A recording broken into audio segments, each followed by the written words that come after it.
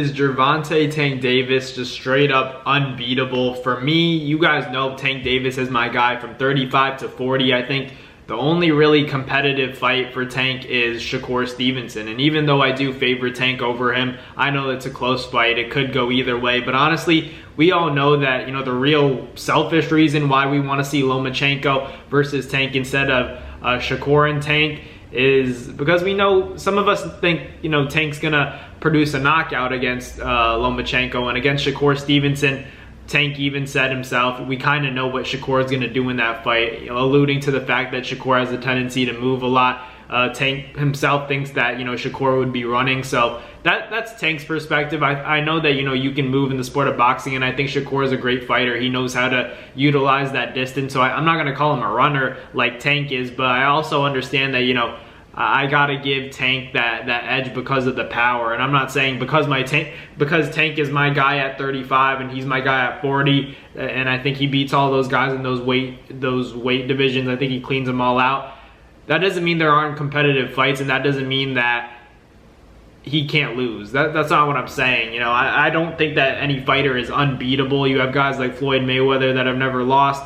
Have that same, you know, reputation of hit and not get hit, but they've never lost. Like Shakur Stevenson, I'm sure in the back of his mind, even though Floyd Mayweather isn't the person he wants to be, he still wants to achieve, you know, similar accolades at the same time and have that undefeated record to show that, you know, you've never been beaten. And a lot of people on social media are going at Shakur Stevenson right now and saying stuff like, you take things too personally, and maybe Shakur does take some things too personally, especially when it comes from, you know, people that have actually boxed before. I think Shakur Stevenson just has to take it on the chin as constructive criticism, not take it really personally. And I think, you know, Shakur has had his rebuttals in saying, at the end of the day, I'm not trying to change anybody's opinion of me. You guys can think what you want, but can anyone really beat me is what, you know, Shakur is trying to say. And that's a fair point. You know, fair play to Shakur Stevenson for pointing that out, that he doesn't really care about what people say, even though obviously on social media, if you really don't care, why would you be replying and retweeting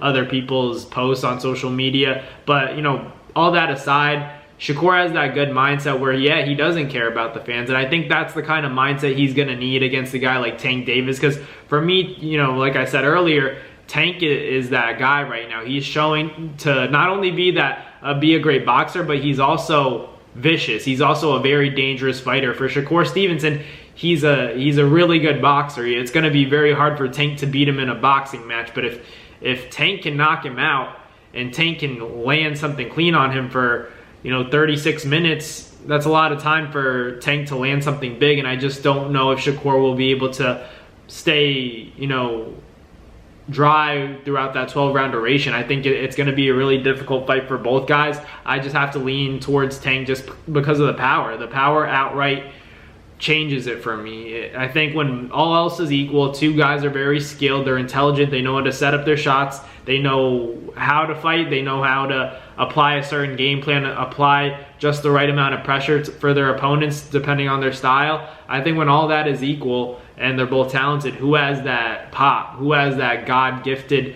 power and ability to sleep somebody? And we all know that Tank Davis has that. So that's why it's hard for me to pick against Tank and pick for Shakur, even though Shakur may outskill Tank in a lot of areas when it comes to maybe the jab and not getting hit as much. But, you know, Tank's not really worried about getting countered by Shakur, and not because Shakur's not fast enough to land a shot. It's more so because Tank's not going into that fight respecting Shakur Stevenson's power. So you guys gotta imagine, with Tank's counter shots, he's not even worried about himself getting countered. He can be the fighter to get off first and last because he's not really worried about the firepower coming back at him. And that's something that Tim Bradley also explained very well.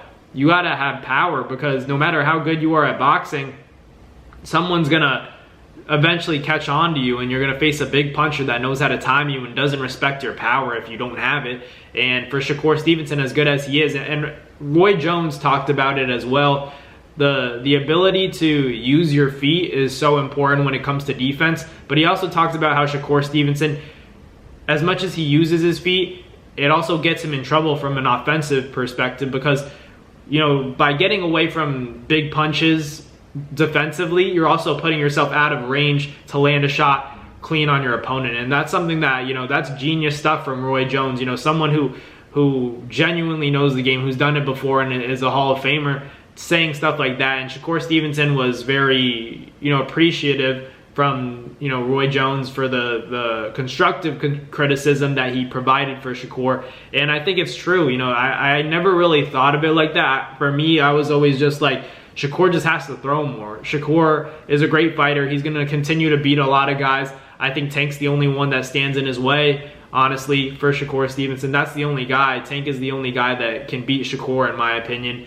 But for Shakur to win, he's going to have to let his hands go more. And what does letting your hands go mean? It means you're going to open yourself up a little bit more for that Tank counter shot. And Shakur is going to have to find a way. Like Roy Jones said, you got to cut that distance in half. All the steps he takes away from the shots, he's going to have to cut it in half to be able to land something in return. Use that head movement, use that little pullback he does, but do it responsibly in such a way that you're still in range to land shots on your opponent. Because if not, a guy like Tank Davis, his activity, the high volume and pressure, I see it being a big problem for him, because the way that Tank fought Frank Martin shows me, like, wait a minute, maybe he doesn't have to give rounds up early, in the fight, because a lot of people are saying, you can't, if you're Tank, you can't give up those early rounds to Shakur Stevenson because he's not going to be able to get back into the fight.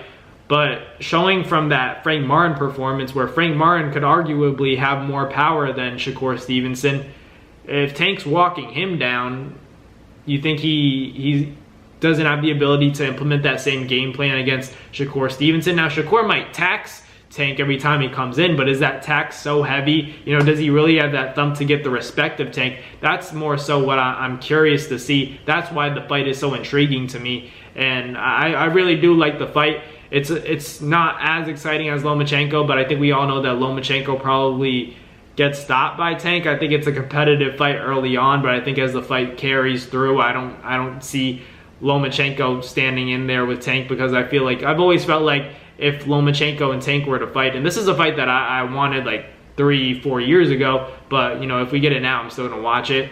But I always said that, whenever I thought about the fight going down, that Lomachenko style is tailor-made for a Tank knockout. And when I say that, it's kind of sad, because, if Lomachenko, this is his last fight, I want it to be against Tank, because I know he's going to get paid more against Tank than he would against Shakur Stevenson, especially if he's getting the back end of a pay-per-view, fight, and he's getting the sales in his pocket. So for me, I think that Tank and Lomachenko, it's a great fight for both guys. Lomachenko has to be very careful in there, because the setup is most likely for him to get knocked out for potentially his last fight, getting sent into retirement, and then maybe set up that big Lomachenko fight. I'd love to see that fight. It's just more so like, can they get the logistics right, the A side, the B side, stuff like that, because Shakur Stevenson has a lot that is tangible. He's done a lot. He can say that he's done everything at 26. He's done everything at 30. For Tank, a world champion as well. He has a great resume, and he's been on this stage time and time again. So it's more so like,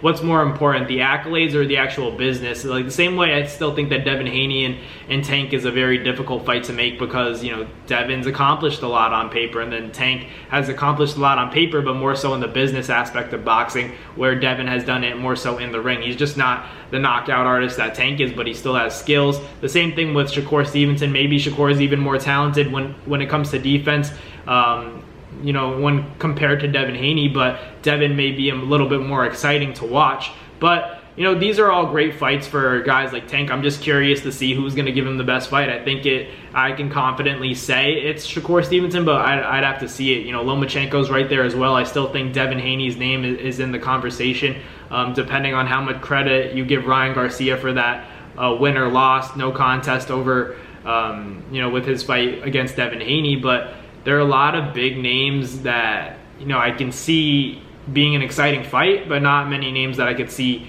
beating Tank. It's just when you have the whole package, you have somebody that's intelligent, he knows when to strike, knows when to stay more conservative and set up a trap. That's a really dangerous fighter, and that's Tank Davis at his finest. So let me know in the comments, who do you think can beat Tank Davis? Is he even beatable? Let me know in the comments what you guys think, but thank you guys for watching. Like, comment, and subscribe, and I'll catch you guys in the next video. Peace. That's going to do it for another NASFight Media video, guys. Thank you guys so much for watching. It's been your boy, Matt Nabong, with another video. Hope you guys enjoyed it all. Thank you guys for the constant support. Salute to y'all always. It's been your boy.